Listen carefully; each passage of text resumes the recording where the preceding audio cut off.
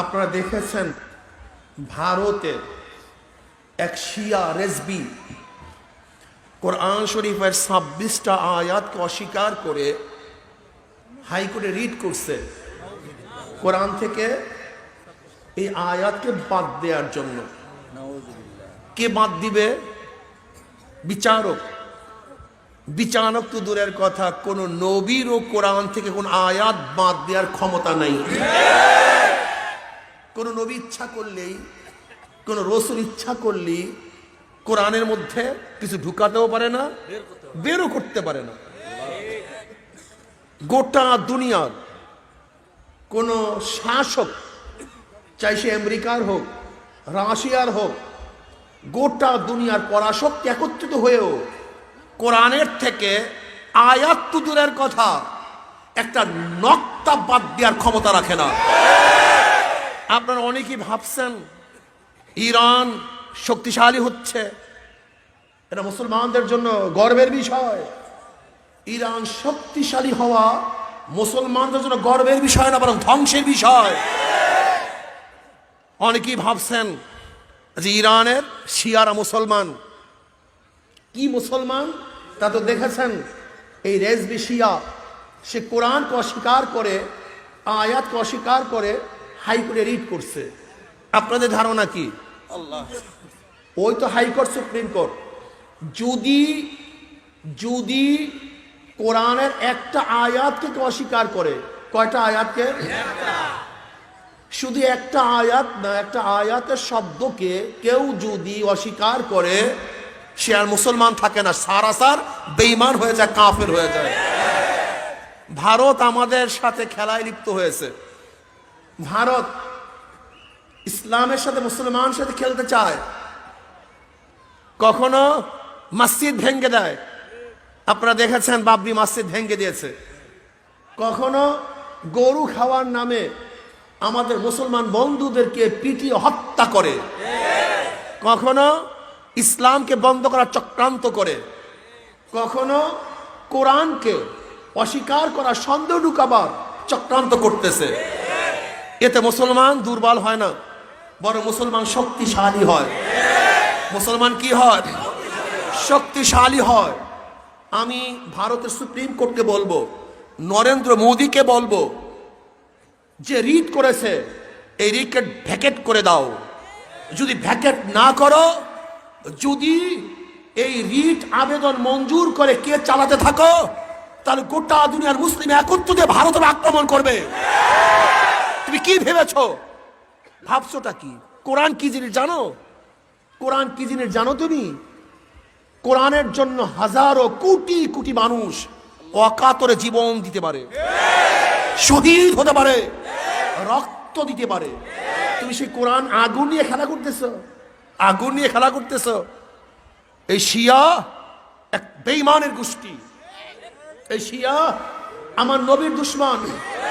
এই শিয়ারা ইসলামের দুশমন। এই শিয়ারা কোরআনের দুশমন। আমি ভারত সরকারকে বলবো, জলদি করে যে রিট করা হয়েছে সেই রিটকে ভ্যাকেট করে দাও। যদি ভ্যাকেট না করো, গোটা দুনিয়া ব্যাপী এমন আগুন জ্বলবে, ভারত সরকারের সেই আগুন নিভাবার ক্ষমতা রাখে না। বঙ্গোপসাগরের পানি দিয়েও সেই আগুন কি নিভাতে পারবে না। মোদী সরকার, তুমি খেলা শুরু করছো ইসলামের সাথে, মুসলমানদের সাথে। তুমি কি জানো এই ইসলামের সাথে মুসলমানদের সাথে যারা এই খেলতে আসছে, তারা এখান থেকে সুস্থ অবস্থায় ফিরে যেতে পারে নাই। হয়তো দুনিয়া থেকে বিদায় হয়ে গেছে, অথবা লাঞ্ছিত, অপমানিত, লজ্জিত হয়েছে। মোদী সরকার বাংলাদেশে আসবে, কোন লজ্জায় তুমি বাংলাদেশে আসবা? আজকে আমাদেরকে পানি না দিয়ে মারার পরিকল্পনা করবা, আর তুমি বাংলাদেশে এসে মেহমান হবা। বাংলাদেশের পানি তোমাকে দেয়া হবে না। তুমি আমাদেরকে পানি দাও না, তোমাকে কেন আমরা পানি দেব? যখন পিএইচের সংকট হয়, তখন তুমি পিএইচ বন্ধ করে দাও। যখন আমাদের দেশে পিএইচের সয়লাভ হয়, তখন বর্ডার খুলে দাও। কি বন্ধু? যখন আমাদের চাউলের সংকট হয়, তখন বর্ডার বন্ধ করে দাও। যখন প্রয়োজন হয়, তখন বন্ধ করে দাও। আর যখন আমাদের দেশে সয়লাভ হয়, তখন খুলে দাও। বন্ধুর অবস্থা দেখছেন নাকি? কত সুন্দর বন্ধু। লজ্জা থাকলে মোদী সরকারের বাংলাদেশে আসা উচিত না। তুমি কি করেছো আমাদের বাংলাদেশের জন্য? আমি মনে করি মোদী সরকার যখন বাংলাদেশে আসবে, যতগুলি বর্ডার হত্যা করা হয়েছে সেই কঙ্কালগুলি মোদী সরকারকে উপহার হিসেবে দেওয়া হোক। যে কত হত্যা করেছো, নেও সেই কঙ্কাল। এই কঙ্কালগুলি নিয়ে তুমি তোমার ওই সংসদের মধ্যে সাজিয়ে রাখো যে আমি বাংলাদেশের এতগুলি মানুষকে হত্যা করেছি। আজকে মুসলমানকে ধ্বংস করার চক্রান্ত চলতেছে, ইনশাআল্লাহ পারবে। ফেরাউন পারে নাই, নমরুদ পারে নাই, সাদ্দাত পারে নাই, আবু জেহেলের চেষ্টায় কমতি ছিল না, ইসলামকে ধ্বংস করতে পারে নাই। বর্তমান আবু জাহেলের প্রাতাত্মারাও ইসলামকে ধ্বংস করার চক্রান্ত করতেছে, কিন্তু পারবে না, তারা ধ্বংস হয়ে যাবে ইনশাআল্লাহ। মুসলমান থাকবে, আছে, ছিল, থাকবে ইনশাআল্লাহ। কোন ষড়যন্ত্র ইসলামকে ধ্বংস করতে পারবে না। আমি বাংলাদেশ সরকারকে অনুরোধ করব, হাইকোর্টে যে রিট হয়েছে আপনি ভারত সরকারের কাছে আবেদন জানান এই রিটকে যেন ভ্যাকেট করে দেয়, নয়তো বাংলাদেশ থেকে যে আগুনের ফোয়ারা দিল্লির দিকে ছুটবে, গোটা দিল্লি পুড়িয়া ছারখার হয়ে যাবে, রাখতে পারবে না ইনশাআল্লাহ। ব্রিটিশ কম চিন্তা করে নাই, চেষ্টাও কম করে নাই, চিন্তারও ত্রুটি ছিল না, চেষ্টারও কমতি ছিল না, কিন্তু কোরআনকে ধ্বংস করতে পারেনি। আপনি কি জানেন চাকরি চট থেকে শুরু করে এমন কোনো গাছ নাই যে গাছের মধ্যে একজন আলেমকে হত্যা করা হয়নি, ফাঁসিতে ঝুলানো হয়নি। আপনি জানেন ব্রিটিশ দেশ দখল করার পরে 3 লক্ষ কপি কোরআন শরীফকে জ্বালিয়ে দেওয়া হয়েছিল, 3 লক্ষ কপি, কিন্তু কোরআনকে ধ্বংস করতে পারবে না। এই কোরআনের হেফাজতকারী কে? আল্লাহ। যে কোরআনের হেফাজতের দায়িত্ব আল্লাহ নিজে নিয়ে নিয়েছেন, সেই কোরআনকে ধ্বংস করার ক্ষমতা কেউ রাখে না।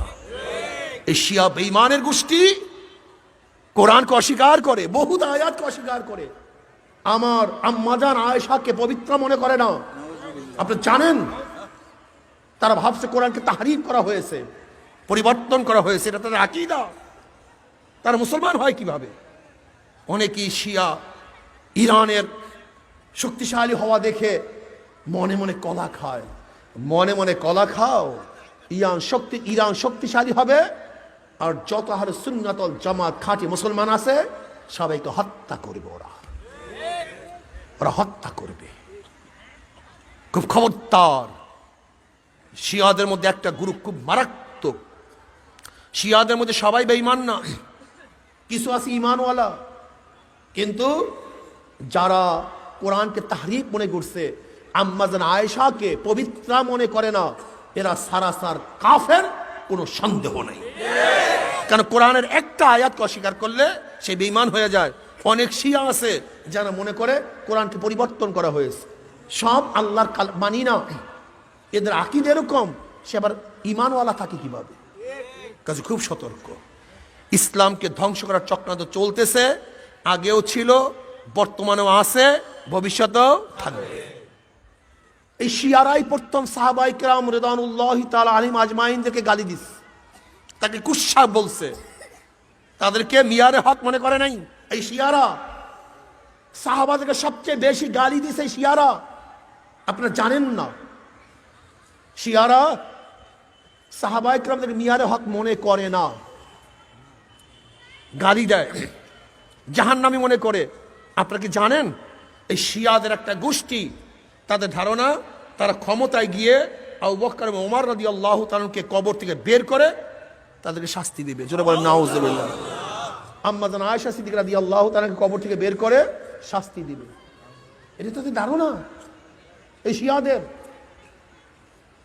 যারা আজকে সাহাবায়ে কেরামদেরকে গালি দেয়, সাহাবায়ে কেরামকে পছন্দ করে না, সাহাবায়ে কেরামের মহাব্বত অন্তরের মধ্যে নাই, ওরাও খাঁটি মুসলমান হতে পারে না, ওরাও শিয়ার একটা অংশ হতে পারে, ওরা শিয়ার অংশ, ওরা শিয়ার অংশ। আপনারা কি জানেন সাহাবায়ে কেরামদেরকে গালি কেন দেয়? তাদের উপর থেকে ভক্তি শ্রদ্ধা তুলে দেওয়ার কারণটা কি? ওই একটাই কারণ, কারণ যেহেতু কোরআন আমরা পাইছি সাহাবাদের মাধ্যমে। কিসের মাধ্যমে? তা সাহাবারা যদি খারাপ হয়, তাদের মাধ্যমে যে জিনিস আসছে সেটা ভালো হবে কিভাবে? সূক্ষ্ম তো বুঝেন নাই, সূক্ষ্ম জিনিসটা তো বুঝেন নাই। এর জন্য তো তাহরিফ কোরআন বলে কেন? যে আবু বকর ওমর খারাপ ছিল, কাজী তারা কোরআনকে পরিবর্তন করিয়া ফেলাইছে। আপনি বুঝেন? শিয়ার প্রেতাত্মা ঢুকছে কিছু মানুষের মধ্যে, যারা সাহাবায়ে কিরামদেরকে পছন্দ করে না।